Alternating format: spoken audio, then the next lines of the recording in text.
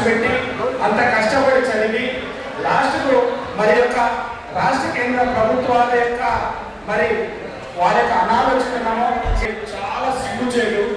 ప్రతి ఒక్క విద్యార్థి కూడా ఈ యొక్క కేంద్ర ప్రభుత్వాలు విద్యా వ్యతిరేక విధానాలు అవలంబిస్తే తిప్పి కొడతాం, తిరుగుబాటు చేస్తాం అని కంటపదంగా ప్రతి విద్యార్థి కూడా నడిపించాలి.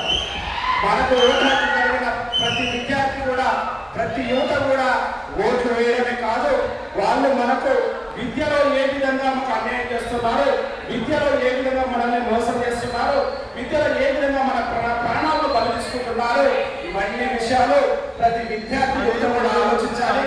తప్పకుండా అధికారుల నిర్లక్ష్యం కాదు, రాజకీయ నాయకుల నిర్లక్ష్యం, వాళ్ళ స్వార్థపూర్తమైన ఆలోచన విధానం వల్ల ఆర్థిక దోపిడీ తప్ప విద్యార్థులకు నాణ్యమైన విద్య ఇవ్వాలనే ఆలోచన ఎవరికి కూడా లేదు. ఎందుకంటే 2 సార్లు నీటి పరీక్ష పెట్టాలంటే మరి ఎంత వైఫల్యం ఉందో మనం అందరూ కూడా ఆలోచన చేయాలి.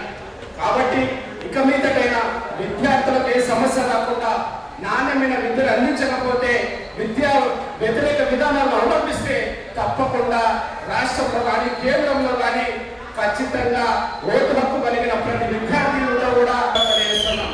కాబట్టి విద్యార్థులారా మీరంతా బాగా చదువుకొని తల్లిదండ్రులకు కూడా మంచి పేరు తీసుకురావాలని, సమాజంలో కూడా మంచి గౌరవాన్ని, పదవి ప్రతిష్టల్ని అన్నింటినీ కూడా మీరు మరి దగ్గర చేరాలని, మీరంటే ఒక స్థాయిలో ఉంటే మీ ఇంటికి, మీ తల్లిదండ్రులకి, ఊరికి, సమాజానికి మంచి పేరు వస్తుంది. కాబట్టి క్రమశిక్షణతో మంచిగా చదువుకొని భవిష్యత్తులో మంచి ప్రయోజనం కావాలని మనస్ఫూర్తిగా కోరుకుంటున్నాం. ఈ విలువైన అవకాశం ఇచ్చిన విద్యార్థి మిత్రులకు, జిల్లా కాంగ్రెస్ పార్టీ సీనియర్ నాయకులకు, అధ్యక్షులు గారికి అందరూ కూడా మరొకసారి పేరు పేరు ధన్యవాదాలు తెలియజేస్తున్నాం.